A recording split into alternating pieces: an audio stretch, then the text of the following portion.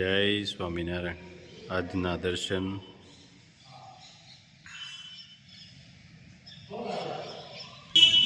જય ગજાનંદ ગણપતિ મહારાજ, જય Kashtabhanjan Dev. Good morning. જય સ્વામિનારાયણ, જય સિયારામ, જય શ્રી કૃષ્ણ, જય માતાજી, ઓમ નમઃ શિવાય. સત્યમેવ વિજયતા સિદ્ધેશ્વર મહાદેવની જય.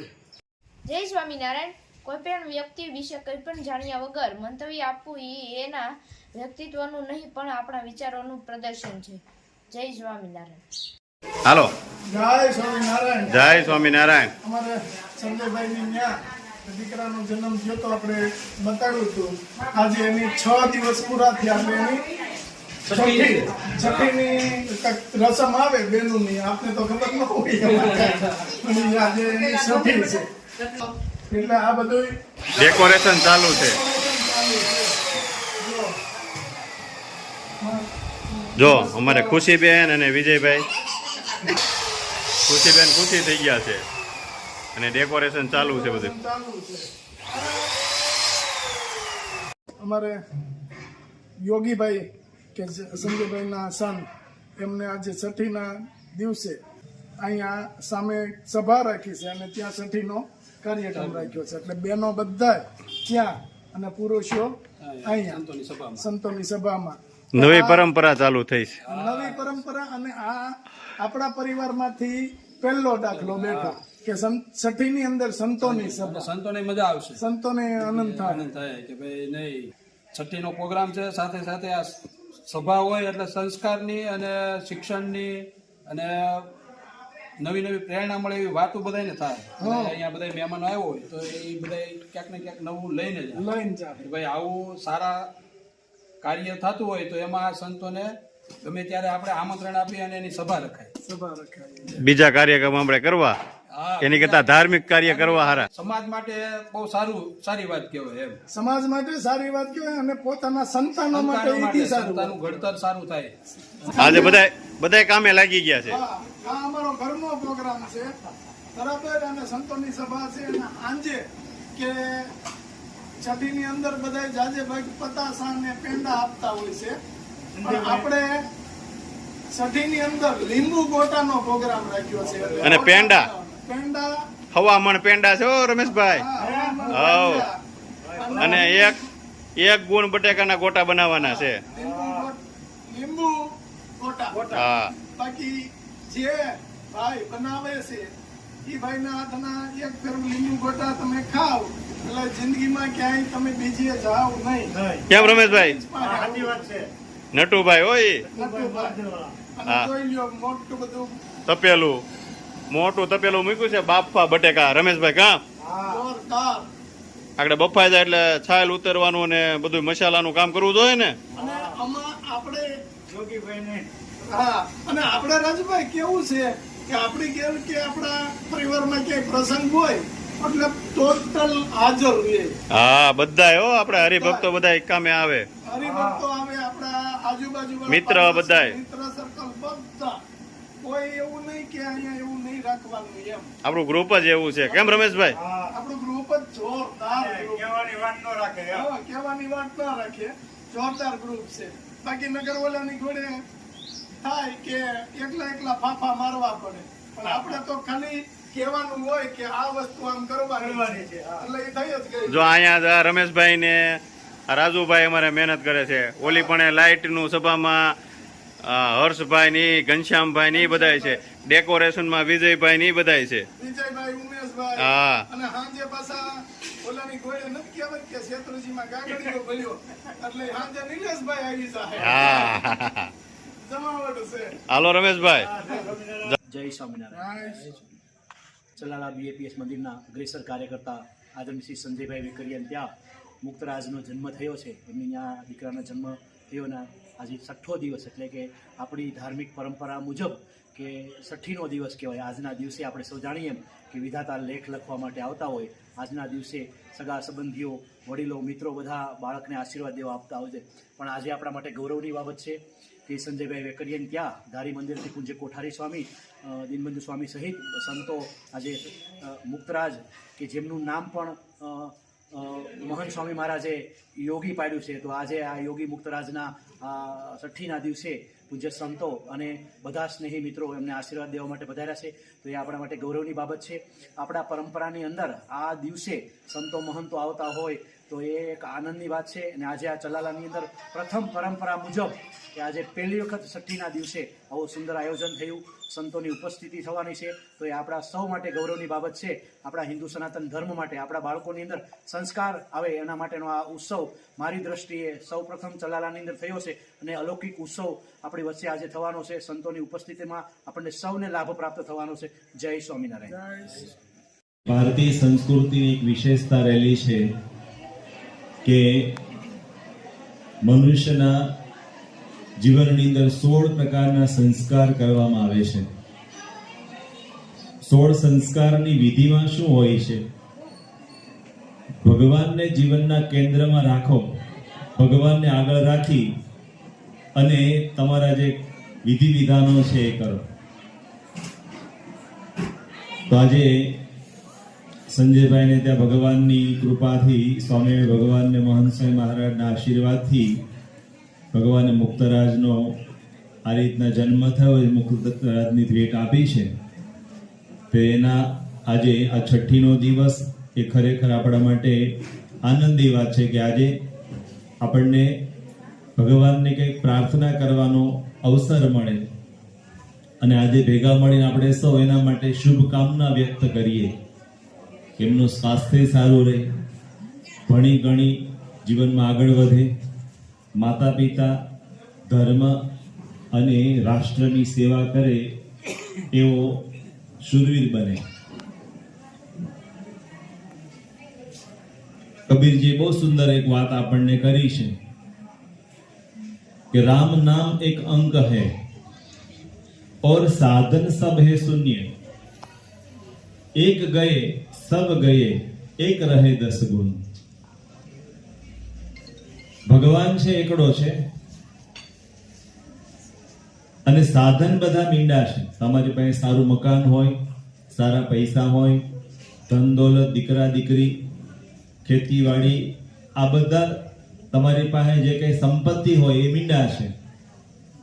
તમારા સ્ટેટસ હોય, કોઈ એન્જિનિયર હોય, કોઈ વેપારી હોય, કોઈ ડોક્ટર હોય, કોઈ જજ હોય, વકીલ હોય, વગેરે વગેરે કંઈક ને કંઈક પોતાની પાસે પદવી હોય, પરંતુ એ બધા મીંડા છે. એકડો રાખીને તમે મીંડા કરશો તો કામ લાગશે, એકલા મીંડા થઈ કંઈક કામ નહીં સરે, એમ એમનું કહેવાનો મતલબ છે. તો અમારે નટુભાઈ આવી ગયા છે અને શૈલેષ કાકા, ગોટાનો પ્રોગ્રામ છે અને હવે મેંદો તૈયાર થાય છે બટેટાનો. કેમ ગુલાબભાઈ? અને નટુભાઈના ગોટા એટલે એક નંબર. હા, એમાંય સાથે અમારે શૈલેષ કાકા છે એટલે આજ તો કાંઈ ઘટશે નહીં. અને એમાંય માનુભાવ સંજયભાઈ. શું છે શૈલા કાકા?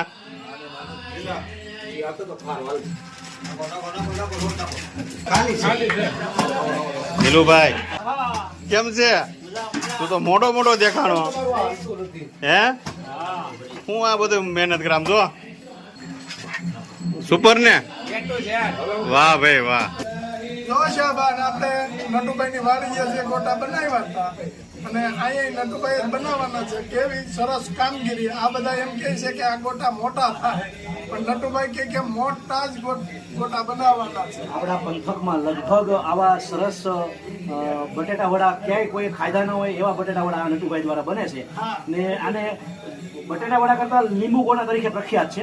નટુભાઈનો મસાલાની અંદર જે એની મેળવણી છે એ પણ બધું અલગ છે. સંજયભાઈને આજે મુક્તરાજનો જન્મ થયો છે. આજે જેટલા મોટા ગોટા ખવડાવો પડે એટલા ખવડાવવા જમાવટ છે હો. પણ જો આ બધા લીંબુ જેવડા આમ બનાવે છે ગોટા. એમાં અમુક અમુક તો લાડવા જેવડા બનાવવા મળ્યા. હા લે લે. વાહ ભાઈ આમ જો જમાવટ કરી દીધી જો. પણ કેમ સંજયભાઈ? અરે પણ સંજયભાઈ ત્યાં શું પ્રસંગ, હા. અરે અતિ આનંદનો દિવસ છે આજે. સંજયભાઈએ આખું વિજયને જ આમંત્રણ આપ્યું છે. આવતા રહેજો, આવતા રહેજો, બીજું કાંઈ નહીં. એમ છે. હા, મન મૂકીને આજે ને હા, આનંદ જ કરવાનો બધો. મારા 62 વર્ષ થયા. હા 62 વર્ષમાં છઠ્ઠીનો પ્રસંગ આવો પહેલો એનો ઉજવાઈ રહ્યો છે અમારા પરામ. વાહ. બીજે ક્યાંય ઉજવવાનો તો ખબર નથી. શાંતિભાઈ ગામ ખાતે પહેલો હા, સંતોની સભા હોતે અને જન્મોત્સવ ઉજવે એ કરતાંય સરસ ઉજવે છે. હા સંતોની સભા તો કરવી જ જોઈએ. આપણે બર્થડે માં ઘણા બધા ખર્ચા કરીએ છીએ, એની જગ્યાએ સંતોની સભા કરાય. સંજયભાઈને ખૂબ ખૂબ ધન્યવાદ. હા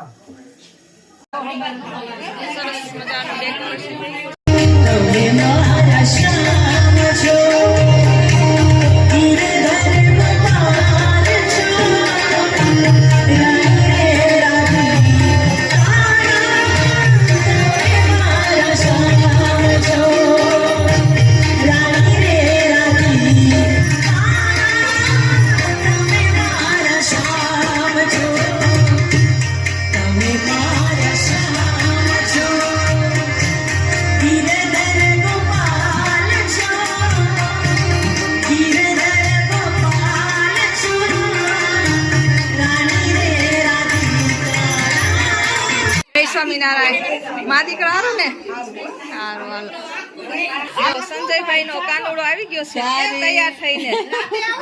અમારે હા ભાઈએ તેડો છે એટલે હા. કાનુડો શું તો અત્યારે છઠ્ઠી થઈ ગઈ છે કેમ?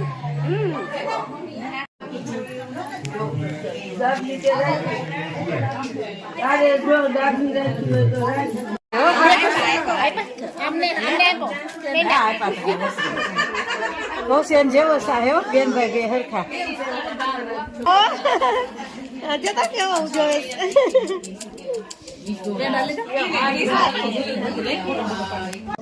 આપણે આ વસ્તુનો ખરેખર વિચાર કરવાની જરૂર છે.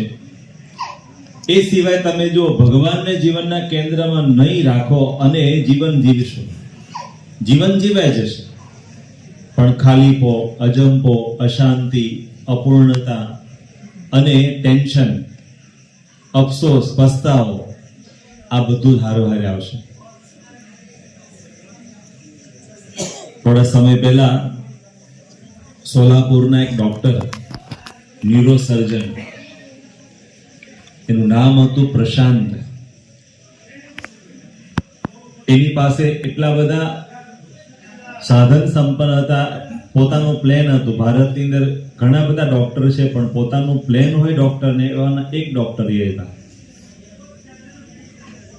અને ખૂબ સુખી સંપન્ન, પૈસા ટકે, જેને પોતાને પ્લેન પોતાના હોય ને ગાડીઓની શું ખામી હોય, રહેવાની શું ખામી હોય, ખાવા પીવાની પહેરવાની શું ખામી હોય, પણ એ વ્યક્તિ પોતાના જીવનની અંદર પોતાની પિસ્તોલથી આત્મહત્યા કરી. કારણ શું છે? પૈસા નથી એવું નથી, સગવડ નથી એવું નહીં. પૈસા સગવડને કારણે માણસ નથી પરેશાન, પણ કંઈક ઘટે છે, કંઈક ખૂટે છે. એ આપણને આ ઘટના બનીને એટલે ખ્યાલ આવ્યો. અમેરિકાની અંદર સાઉથ ઇન્ડિયાના એક સોફ્ટવેર એન્જિનિયર હતા, પતિ પત્ની 2 સંતાન, 4 જણા એક સાથે સામૂહિક હત્યા અમેરિકામાં કરી. આ બધી સત્ય ઘટનાઓ કહું છું. કારણ શું છે? આપણને એમ લાગે કે માણસ, આપણા દેશમાં ઘણા બધા બીજા ત્રીજા દેશના પ્રશ્નો, આમ તે નોકરીના પ્રશ્નો, તો નોકરી હતી, પોતાની પાસે પોતાનું મકાન હતું, કાર હતી, સંતાન હતા, બધું જ હતું. અને સોફ્ટવેર એન્જિનિયર, સારામાં સારી જોબ, સરકારી નોકરી, છતાંય કંઈક પ્રોબ્લેમ આવ્યો. એટલા માટે તમે દેશ બદલી નાખશો, ઘરમાં સુવિધા લેટેસ્ટ કરી નાખશો, ગાડીઓ તમે નવી લાવી દેશો, એટલે તમારા પ્રોબ્લેમ છે એ દૂર થઈ જશે એની કોઈ ગેરંટી નથી. અને પ્રોબ્લેમ આવશે તો પ્રોબ્લેમનું સોલ્યુશન એ તમારી કોઈ આવડત, કોઈ ઓળખાણ, કોઈ તાકાત, કોઈ તમારી બુદ્ધિ કે કોઈની ભલામણ નહીં આવે. એવી પ્રકારના પ્રોબ્લેમ આવીને ઉભા રહેશે.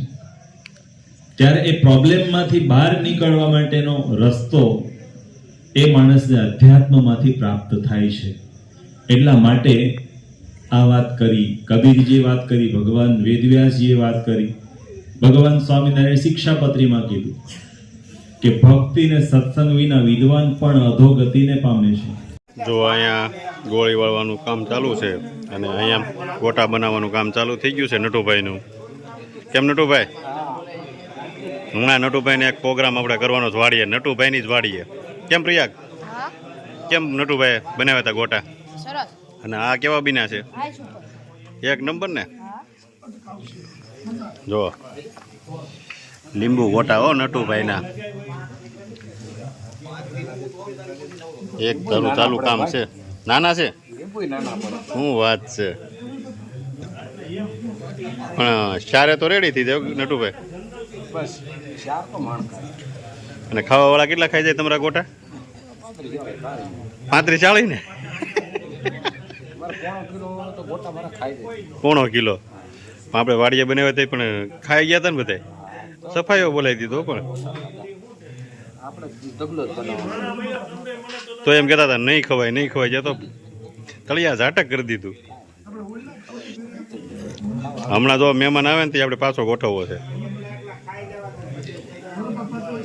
જો મસ્ત ગોટા તળાય છે સિંગ તેલમાં. હો નટુભાઈનું કામ હાઈ ક્લાસ ટોપ છે. આજનું બહુ સરસ આયોજન કર્યું હતું.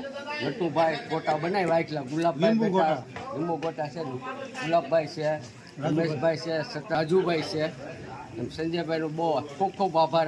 સંજયભાઈ એવા જો કેમ બનાવે છે ગોટા ગુલાબભાઈ? ગોટા એમ બનાવે છે બાકી જમાવટ બનાવે છે ને? હા જમાવટ છો. નટુભાઈ 3 જણા છે. હા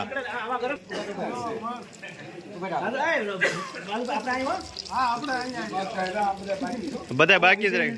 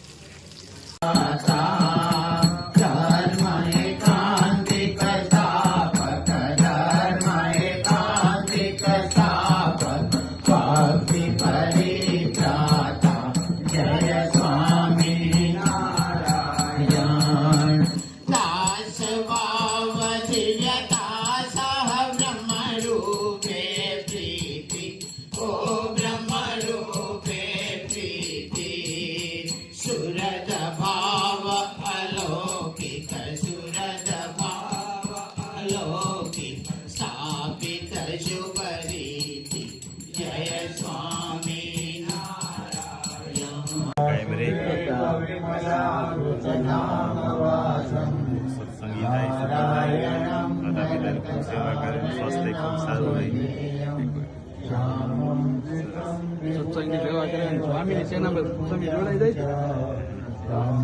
સત્સંગ કરે એટલે બધું થશે. સરસ.